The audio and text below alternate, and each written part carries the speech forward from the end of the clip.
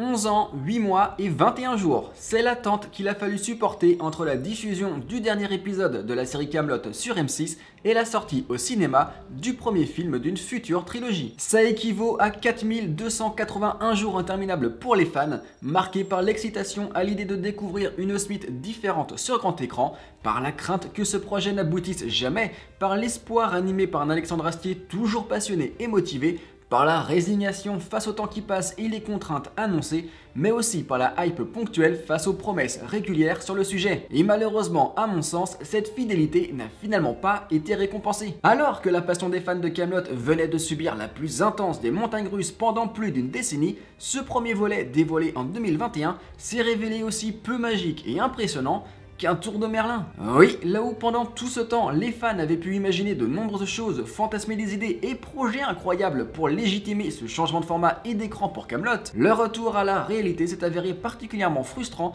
avec un résultat totalement déséquilibré. Attention, Kaamelott premier volet était un film sympathique et amusant, mais il n'était pas forcément à la hauteur des attentes et des promesses. Aussi, alors qu'une suite est actuellement en préparation, on ne peut désormais qu'espérer que celle-ci sera différente et amènera enfin cet univers dans la direction annoncée dès 2009. J'ai rien compris. Non, ou alors c'est moi Non, moi non plus, j'ai rien compris. Salut à tous, j'espère que vous allez bien. Aujourd'hui, je vous dévoile les 4 points que j'espère voir être améliorés dans Kaamelott deuxième volet. Avant de commencer, deux petites précisions. De base, je suis un vrai fan de la série Kaamelott. Du coup, je suis pas là pour clasher bêtement le premier film. Je dévoile simplement mon ressenti à son sujet. Et du coup, si vous n'êtes pas d'accord avec ce que je dis, vous pouvez bien évidemment le dire dans les commentaires, mais avec le respect. S'il vous plaît. Moi, je serais vous, j'irais me recoucher vite fait avant de prendre un pain. Les 4 évolutions qu'on veut voir dans Kaamelott deuxième volet. Un vrai film de cinéma. Je sais, ça peut paraître dur, mais en même temps, Kaamelott premier volet, c'était une vraie déception à quasiment tous les niveaux. Je dis bien quasiment parce qu'on a quand même vu qu'il y avait parfois un peu de budget pour les costumes. Oui, j'ai bien aimé ça, c'était original et puis pourquoi pas. Je comprends pas forcément la logique, la réflexion de Lancelot pour cette carapace, même si le sens que veut faire passer Astier est plutôt évident, mais il y a une esthétique sympathique qu'on peut pas lui enlever. On a déjà essayé en rouge, en vert, en orange, c'est toujours moche. Et pareil, on a parfois eu le droit à de jolis décors qui nous ont pas mal dépaysés. Par contre, on ne va pas se le cacher, on a quand même le sentiment que tout a été mis au début du film pour nous en mettre plein les yeux d'entrée, et qu'après on était de retour à du bricolage. Et c'est justement ce côté bricolage qui m'a pas mal dérangé ici, et que je ne veux plus du tout retrouver dans les suites. Sans déconner, j'avais parfois l'impression d'être de retour à l'époque de la série où on avait le droit qu'à 3 ou 4 décors différents, ce qui faisait qu'on se sentait parfois à l'étroit avec un univers limité. Alors attention, je le précise, pour la série ce n'était pas dérangeant car ça collait bien au format télé, et puis Alexandre Astier arrivait toujours à nous surprendre pour ne pas nous lasser.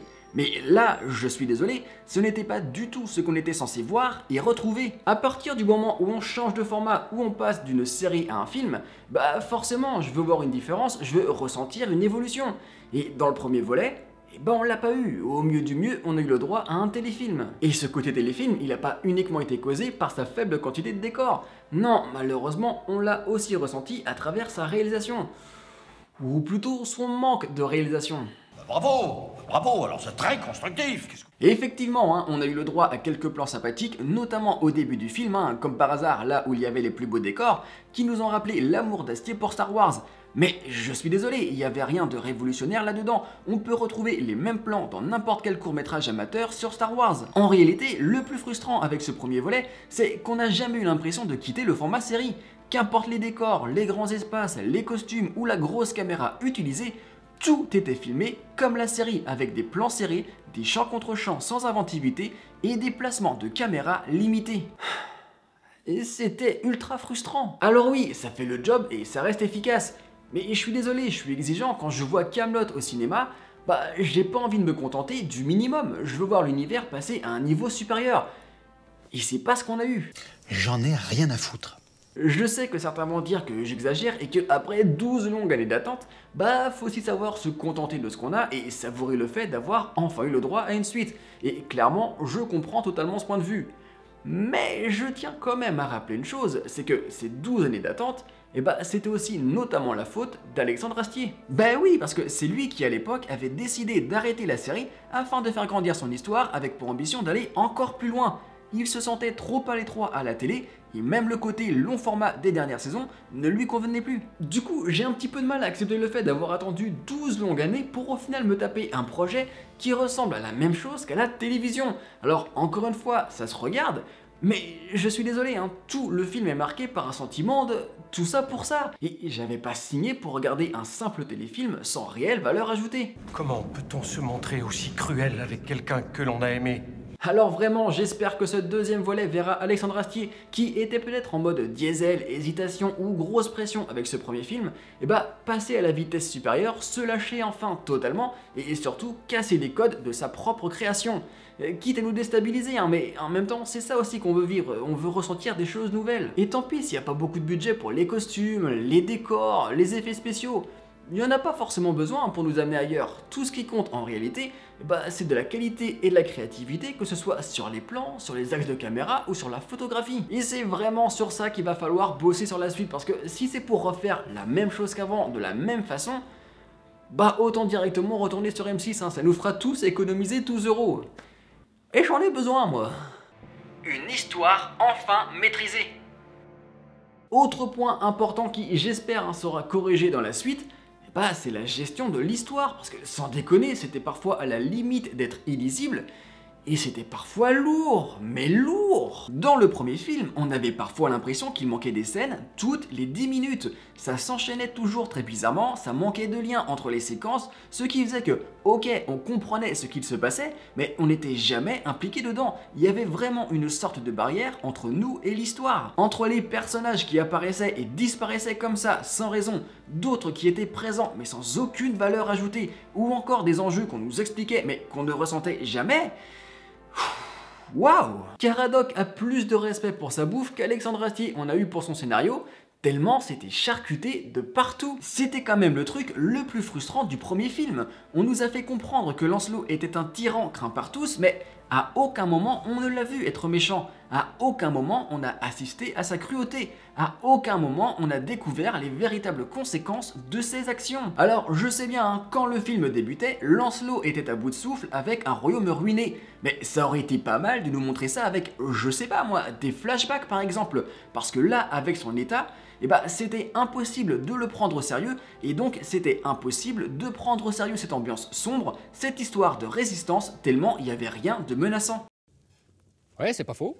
Mais non, à l'inverse, même si on a tout de même eu le droit à des flashbacks, et bah c'était sur l'enfance d'Arthur. Et je suis désolé, hein, mais c'était absolument inutile, gênant et lourd. Alors oui, on comprenait où Astier voulait en venir, et c'était sympa comme idée, mais vraiment, c'était pas la peine. Sur l'échelle de l'importance dans la mise en place et la compréhension de cet univers, et l'état d'esprit des personnages depuis la fin de la série, bah c'était pas du tout la priorité, il y avait d'autres choses plus importantes à traiter en flashback, à montrer avant. Surtout qu'en plus, c'était inséré n'importe comment dans le film, ça coupait à chaque fois toute la progression de l'histoire, et c'était trop long, trop cliché, trop prévisible. Je suis désolé, hein, c'est pas très classe ce que je vais dire, mais on était vraiment à un doigt de la masturbation intellectuelle avec ces séquences. Allez, papigneuse, bouge, j'en peux plus. Je sais que certains vont dire que, comme il y a d'autres films à suivre, Alexandre Astier a probablement déjà prévu de répondre à certaines choses plus tard. Ok, mais je suis désolé, hein, même s'il y a une trilogie au bout, un film dans son ensemble est déjà censé se tenir et se comprendre tout seul. Et là, bah, c'était moyennement le cas. Donc vraiment, je croise les doigts pour que le deuxième film comprenne enfin ses priorités, afin d'apporter un peu plus de lisibilité à l'histoire et de fluidité à l'ensemble. Et tant pis si c'est moins spectaculaire ou moins ambitieux. De toute façon, ça sert à rien de vouloir mettre en place d'énormes promesses si au final, c'est pour passer son temps à les hacher. Et parfois, la simplicité, c'est bien aussi. Il va leur faire un petit effort, hein, c'est pas possible. Un univers qui s'assume. Astier l'avait promis, le premier film était censé être abordable à la fois par les vrais fans de la série, mais également par ceux qui n'avaient quasiment jamais vu un épisode. Malheureusement, on peut pas dire que c'était une vraie réussite. C'est pas possible, mais qu'est-ce qu'il a encore? Ah ben ça je saurais pas dire. Si on pouvait ressentir par instant qu'il essayait de mettre en scène une histoire qui n'était pas trop fermée, trop réservée aux puristes, bah la réalité c'est que cette balance n'a jamais vraiment été trouvée. Au contraire, on avait parfois l'impression que l'exploration de cet univers était faite avec le frein à main. La grande force des dernières saisons de Kaamelott, c'était que le ton dramédie était vraiment bien dosé. La noirceur de l'histoire se faisait progressivement grâce à l'évolution des personnages, et l'humour était toujours là par petites doses afin de ponctuer certaines situations ou alléger l'ensemble. Non, mais sire, faut pas prendre ce qu'on dit au sérieux. Vous savez bien qu'on est des cons, nous. Or, dans le premier volet, tout cet équilibre s'est effondré. Du coup, l'humour était réservé aux vrais fans avec que des private jokes, parce que si tu ne connaissais pas les personnages, leurs caractères, tu passais totalement à côté des blagues tellement c'était les mêmes que dans la série. Cadoc, il peut mettre 37 Mirabelles dans ses fesses. Mais ça suffit! Et le côté sérieux de l'histoire était spécifiquement pensé pour les novices. Mais le problème, c'est qu'on a bien senti qu'Astier avançait tout doucement avec ce côté-là pour ne pas les brusquer et les aider à se familiariser. Et ce qui faisait qu'on se retrouvait plus souvent dans l'explicatif que dans le démonstratif. Résultat, le mélange des deux genres, comédie et dramatique, ne fonctionnait plus dans ce premier film. Là où les vrais fans pouvaient rire, ils perdaient malheureusement le côté sombre de l'histoire qui permettait avant de relever cet humour. Et les nouveaux spectateurs qui découvraient Kaamelott passaient totalement à côté des vannes, mais également à côté de cette histoire, parce qu'avec des enjeux moins forts qu'à l'époque de la série, car trop en surface pour réussir à les embarquer dans cette aventure, et bah ils n'avaient pas les cartes en main pour comprendre pourquoi les fans aiment la série. C'est moi ou il y a une ambiance de merde? Bon, ben moi je m'en vais. Du coup, pour la suite, j'espère vraiment qu'Alexandre Astier va faire le choix de ne s'adresser qu'aux fans de Kaamelott afin de pouvoir retrouver cette ambiance si particulière qu'il avait su créer. Après tout, on peut légitimement penser que la personne qui ira voir le deuxième film aura forcément vu le premier, ou en tout cas une bonne poignée d'épisodes, et dans le cas contraire, bah ça sera sa faute. Ce sera plus au film de s'adapter aux spectateurs, et normalement ça devrait changer beaucoup de choses. Maintenant, il est temps d'avancer et de larguer les contraintes qui pouvaient peser sur le premier film, pour enfin retrouver la liberté d'avant, parce que sinon la trilogie continuera à faire du surplace et n'atteindra jamais ses ambitions et jamais son potentiel. Un casting qui retrouve ses marques. Je vais pas vous le cacher, c'était ma grosse interrogation avant de découvrir ce premier volet. Est-ce que la dizaine d'années qui a séparé la fin de la série au film a eu des conséquences sur les acteurs vis-à-vis de leurs personnages ? Et malheureusement, la réponse est oui. Honnêtement, à part Lionel Astier qui maîtrise toujours aussi bien Léo Dagan, j'ai pas trouvé un seul acteur qui était au même niveau qu'à l'époque de la série. Et parmi mes plus grosses déceptions, et ça me fend le cœur mais je suis obligé de les citer, il y a Jean-Christophe Humbert et Franck Pittiot. C'est pour ça, on en a gros. Je pense que, comme beaucoup, Perceval et Caradoc ont toujours été mes personnages préférés dans la série, grâce notamment à l'interprétation des deux acteurs qui semblaient vraiment s'amuser et se marier en jouant. Il y avait une vraie complicité entre eux. Mais là, dans ce premier volet, je les ai sentis totalement perdus, largués, et c'était assez triste à voir. C'était surtout le cas au début du film, dans les séquences dans le tunnel, où j'avais vraiment l'impression qu'ils ne savaient plus comment jouer ces deux personnages. Au contraire, on aurait dit des parodies de leurs propres interprétations tellement leur jeu était poussif, exagéré et hors tempo. Vraiment, ça sonnait faux et cliché quasiment tout le temps. Je suis pas fou. Ça sent le glandu. Bon, après, il faut aussi le dire, il n'était pas totalement aidé par les dialogues d'Astier, parce que si sa performance en tant qu'Arthur était plutôt fidèle à ce qu'il nous avait déjà offert, j'ai en revanche eu le sentiment qu'il ne savait parfois plus comment écrire du Kaamelott. Je suis désolé, mais cette réplique... La patience est un plat qui se mange sans sauce. C'est l'exemple typique qui montre à quel point Alexandre Astier était paumé avec ce projet entre sa volonté de vouloir faire plaisir aux fans de la première heure et celle de transporter cet univers au cinéma. Non seulement la façon dont elle pop à l'écran est maladroite, presque forcée pour nous rappeler à qui on a affaire, mais surtout elle est cliché et fainéante. Car oui, évidemment, Perceval est capable de sortir ce genre de conneries, mais on est vraiment sur de la réplique qui ne vole pas haut, c'est du basique de chez basique. Et c'est comme si rien n'avait changé en 10 ans. Ça vous embouche un coin, coin. J'avoue être interloqué.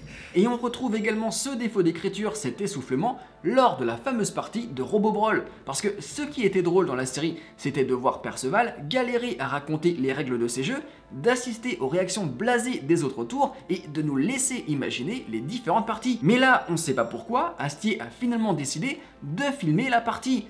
Et forcément, sans surprise, c'était nul. On ne comprenait rien et c'était pas drôle parce qu'on nous forçait à voir quelque chose qu'on aurait préféré imaginer et on nous forçait à comprendre ce qu'on voyait. Et puis surtout, c'était interminable. Même Astier ne semblait rien piger aux règles de ce jeu et ne savait donc pas quand arrêter cette partie. Franchement, c'était un vrai calvaire. Commence à doucement me faire chier celui-là aussi. Alors je sais, certains vont me dire que la séquence où Arthur demande à Perceval et Caradoc de monter la garde est extrêmement drôle et il prouve que Alexandre Astier n'a rien perdu de son talent pour écrire ce genre de scène. Et vous savez quoi ? Je suis d'accord. Malheureusement, on en revient au même problème que j'ai cité au début de la vidéo, c'était typiquement le genre de scène qu'on s'attendait à voir dans la série, mais pas au cinéma. Elle était où la valeur ajoutée du cinéma dans cette séquence? C'était filmé exactement de la même façon, c'était joué de la même façon, c'était écrit de la même façon. Alors oui, c'était efficace parce que je me suis marié, mais est-ce que ça valait vraiment le coup d'attendre 12 ans pour avoir le droit aux mêmes scènes qu'à la télé? Bah non! Mais je vous emmerde, mon petit pote. Vous la fermez bien comme il faut. Donc là aussi, j'espère vraiment que ce premier film a permis aux acteurs de se libérer, de se dérouiller, de retrouver leur marque, afin de nous offrir des performances enfin à la hauteur de nos attentes pour la suite. Et pour Astier, j'espère vraiment qu'il a compris ce qu'il devait faire et surtout ne plus faire pour nous faire kiffer d'une façon inédite. Il a voulu aller au cinéma pour se faire plaisir, mais pour l'instant, on peut pas vraiment dire qu'on l'a ressenti ce plaisir. Donc il est temps d'y aller et de se lâcher maintenant. Je crois que j'ai à peu près saisi le concept.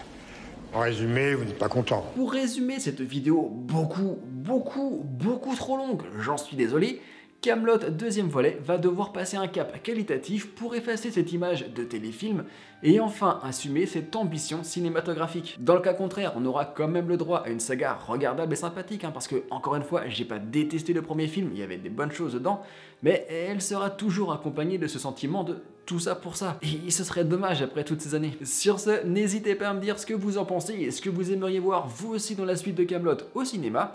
Et en attendant, moi je vous dis à la prochaine.